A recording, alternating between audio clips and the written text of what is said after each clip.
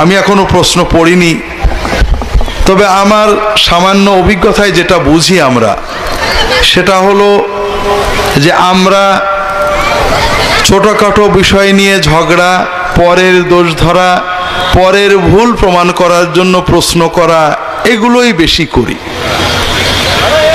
কথাটা হলো ভাই, এই যে দুনিয়াতে আমরা বাস করছি, এই যে দেশের সমস্যা, দশের সমস্যা, মশলার সমস্যা, ঝগড়াঝাটি, পরিবারের সমস্যা, ছেলেপেলের সমস্যা, ব্যবসার সমস্যা, সব থেকে যাবে।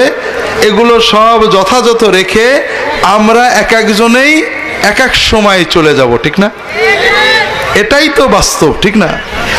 দুনিয়া নিয়ে চিন্তা করছি, বিশ্ব নিয়ে ভাবছি, দেশ নিয়ে ভাবছি, পরিবার নিয়ে ভাবছি, সব ভাবাভাবেই থেকে যাবে, আমি থাকবো না, ঠিক না ভাই? তো দুর্ভাগ্য ভাইরা, দুনিয়ার অনেক মানুষ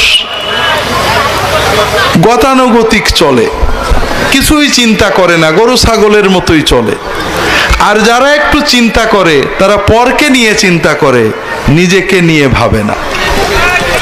তো ভাইরা, এক সময় যখন আমরা কবরে চলে যাব, ফেরেশতারা এসে আমাদেরকে কে রফাদাইন করত, কে মিলাদ পড়তো, কে কোথায় গেল, কে আর বউ পর্দা করতো না, কেন করতো না, এইগুলোই তো আমাকে জিজ্ঞেস করবে, ঠিক না?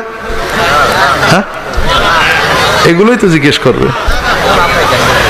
তো ভাইরা, বড় কষ্ট লাগে আপনাদের বলি, দুনিয়ার অধিকাংশ মানুষ গতানুগতিক চলে, ভেড়ার মতো চলে।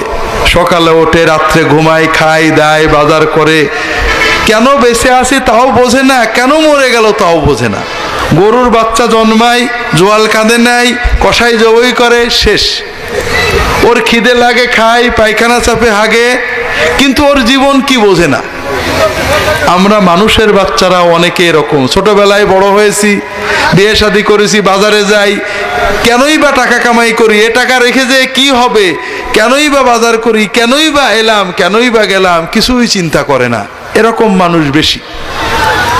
যারা একটু চিন্তা করার তৌফিক আল্লাহ দিয়েছেন, তারা শুধু পরের ভুলগুলো চিন্তা করি। ভাই, কি নিয়ে আমি আল্লাহর কাছে যাচ্ছি, আমি কি করলাম, আমি কতটুকু নেক আমল করেছি, আল্লাহর সামনে কি দেব, আমার রবের সাথে, মালিকের সাথে আমার সম্পর্ক কতখানি গভীর, আমি কি আল্লাহ দরবারে হাত তুলে চোখে পানি আসে কিনা, আমি কয় রাকাত তাহাজ্জুদ পড়তে পারেছি, কয়টা আল্লাহর কাজ করতে পারেছি, কয়জন মানুষকে আল্লাহর কথা বলতে পারেছি, এ চিন্তা আমরা করি না ভাই।